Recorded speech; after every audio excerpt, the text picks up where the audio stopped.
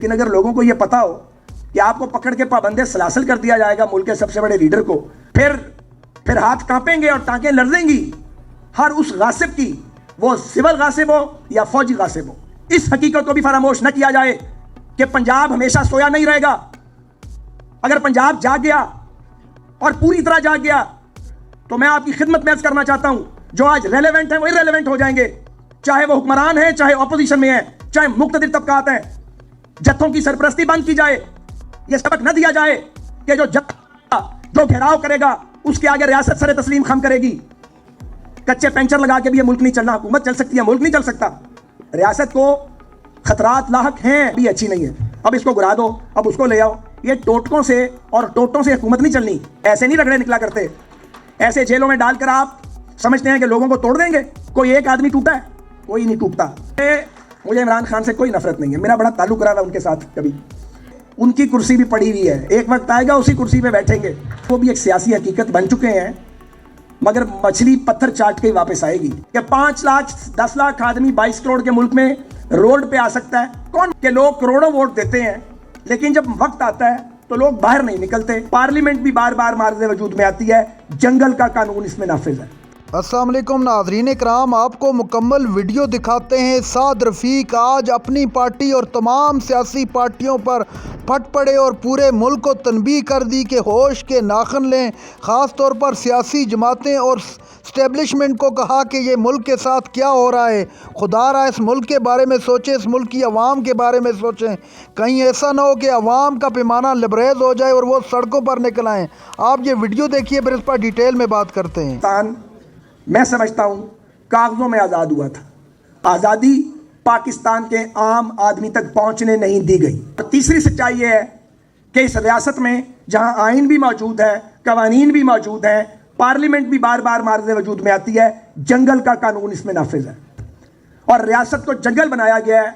जब जब इसको ठीक करने की कोशिश की जाती है, जो लोग इसे ठीक करने की कोशिश करते हैं वो या भारतीय एजेंट करार पाते हैं, या गद्दार करार पाते हैं, या शरपसंद करार पाते हैं, या बागी करार पाते हैं।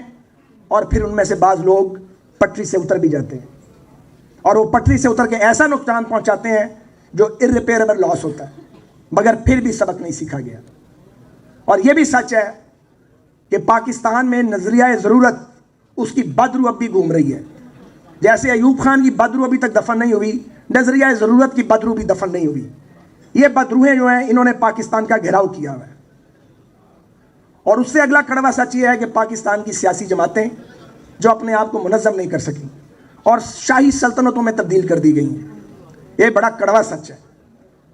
और जब हम ये फैसला करते हैं कि हमने मार्शल लॉ का मुकाबला करना है, तो ये भूल जाते हैं कि इसकी कोई तैयारी हमने नहीं की है और हम इसका कभी बंदोबस्त नहीं करते। और ये बीमारी पाकिस्तान की तमाम सियासी जमातों को लाहक है कि यहाँ पे हम नाम की जमहूरियत देते हैं, अमली जमहूरियत भी जमातों के अंदर नहीं देते हैं।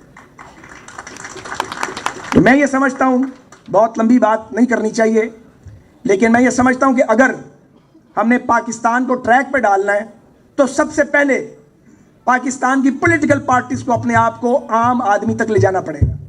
ये एक सवाल है कि लोग करोड़ों वोट देते हैं, लेकिन जब वक्त आता है तो लोग बाहर नहीं निकलते। और बाहर निकल के लोग सियासी जमातों की कॉल पे लाखों लोग क्यों नहीं निकलते? वोट करोड़ों मिल जाते हैं, लोग हजारों निकाल रहे हो तो एड़ी चोटी का जोर लग जाता है। उसकी वजह है कि सियासी जमातों ने बशमूल मेरी जमात के अपने आप को मुनज़्ज़म ही नहीं किया। अगर आप अपने आप को मुनज़्ज़म करें, आप लोगों के मसाइल जो है, आम आदमी का मसला, जो गली का मसला है, गाँव का मसला है, उसके साथ अपने आप को रिलेट करें, अपनी क़यादतों को तरबियत दें और पिक एंड चूज़ ना करें, तो फिर आप देखें इस मुल्क में कभी मार्शल लॉ नहीं आएगा। अगर ये मालूम हो कि 5 लाख 10 लाख आदमी 22 करोड़ के मुल्क में रोड पे आ सकता है, कौन मार्शल लॉ लगाएगा पाकिस्तान में? कौन सा जज नजरिया ज़रूरत के तहत फैसला देगा? कौन सी नैब फिर किसी को पकड़ेगी? फिर हाथ कांपेंगे और टांकें लर्जेंगी हर उस गासिब की, वो सिविल गासिब हो या फौजी गासिब हो। सबकी टांगें भी कांपेंगी और हाथ भी कांपेंगे। लेकिन अगर लोगों को यह पता हो कि आपको पकड़ के पाबंदे सलासल कर दिया जाएगा मुल्क के सबसे बड़े लीडर को, और बाहर 150 आदमी बैठा होगा, तो फिर अगले तो पकड़ेंगे आपको। यह बड़ा खुला सच है। मुझे अपनी 30 साल हो गए, अब तो मैं इतनी बात नहीं करता, कभी कभी करता हूं। लेकिन अगर मसला हल करना, फिर पाकिस्तान की पॉलिटिकल पार्टीज को अपनी जमातों को ग्रास रूट लेवल पे मुनज़्ज़म करना पड़ेगा, इज्तिमाई फैसले करने होंगे, फिर असेंबलियों का टिकट आला तरीन जो कायदीन है 8-10 वो नहीं देंगे, फिर वो रिकमेंडेशंस नीचे से होकर ऊपर आएगी। ये अभी हमने एक तजर्बा किया कैंटोनमेंट बोर्ड के इलेक्शन में, मेरे हल्के के बहुत से लोग बैठे हैं, इलेक्टेड काउंसलर भी बैठे हैं, वो भी तशरीफ लाए हैं जिन्हें टिकट इस बार नहीं मिला, वो भी जमात के साथ खड़े हैं, कोई वायलेशन नहीं हुई। वजह यह थी कि फैसला एमएनए और एमपीए ने नहीं किया, वहां के मुकामी दोस्तों ने फैसला किया, और जब तक फैसला कंसेंसस के साथ नहीं हुआ हम उस बात को मशवरे में डालते गए। इसके लिए वक्त देना पड़ता है और मेहनत करनी पड़ती है। हमारे इलेक्शन आते हैं, हम पार्लियामानी बोर्ड बनाते हैं, पता ही नहीं होता कौन किधर से आया है, पता करते हैं, वक्ती तौर पे टिकट दे देते हैं, वो जीत जाता है, उसके बाद भाग जाता है, फिर सर पकड़ के बैठ जाते हैं, ये भाग गया है, रोज होता है हमारे साथ, फिर भी हम सबक नहीं सीखते। अब भी मैं समझता हूं, बाकियों को तो मैं मशवरा दे सकता हूं, मुस्लिम लीग नून को अपने पार्लियामेंट्री बोर्ड्स को आज एक्टिवेट कर देना चाहिए। आज आप अगर अपने गैप फिल कर लें और मौजूद उम्मीदवार आज तलाश कर लें तो इमरान खान की सियासत का जनाजा निकलता देखेंगे आप, ये मैं आपको बता रहा हूं। मुझे इमरान खान से कोई नफरत नहीं है, मेरा बड़ा ताल्लुक रहा है उनके साथ, कभी बड़ा अच्छा ताल्लुक रहा है 2002 से 2007 तक, लेकिन उनको भी सबक सीखना इसलिए ज़रूरी है कि वो भी एक सियासी हकीकत बन चुके हैं। मगर मछली पत्थर चाट के ही वापस आएगी, मछली ने वापस आना है। और मैं 4 साल से ये बात कह रहा हूं कि हमारे ट्रक पे उनकी कुर्सी भी पड़ी हुई है, एक वक्त आएगा उसी कुर्सी पे बैठेंगे। अगर पीपल्स पार्टी और मुस्लिम लीग जो दरिया के दो पार्ट हैं, मिलते भी नहीं हैं, जुदा भी नहीं होते, अलग अलग सियासी जमातें हैं, अपना अपना फलसफा है, लेकिन जब इस मुल्क में पॉलिटिकल स्ट्रगल शुरू होती है तो हमें इकट्ठे होना पड़ता है, ये सियासी बरादरी को इकट्ठे होना पड़ता है। इमरान खान साहब, आप इस सियासी बरादरी के मेंबर ही नहीं बने, आपने तो किसी से हाथ ही नहीं मिलाया।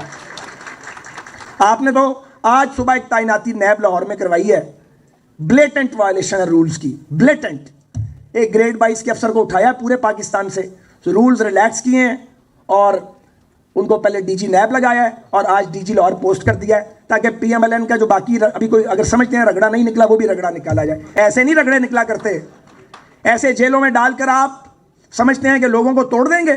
कोई एक आदमी टूटा है? कोई नहीं टूटता।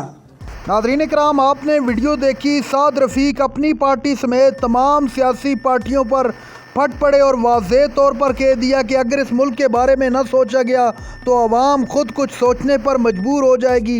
इससे पहले कि अवाम कुछ सोचे, आप होश के नाखन लें। साद रफ़ीक का कहना था कि पार्टियों के अंदर जब तक जमहूरियत नहीं आएगी उस वक्त तक अवाम पार्टियों के साथ आपको खड़ी नहीं दिखाई देगी। यही वजह है कि आप जब कॉल देते हैं तो अवाम बाहर नहीं निकलती, अवाम जानती है कि बाहर निकलने का कोई फ़ायदा नहीं।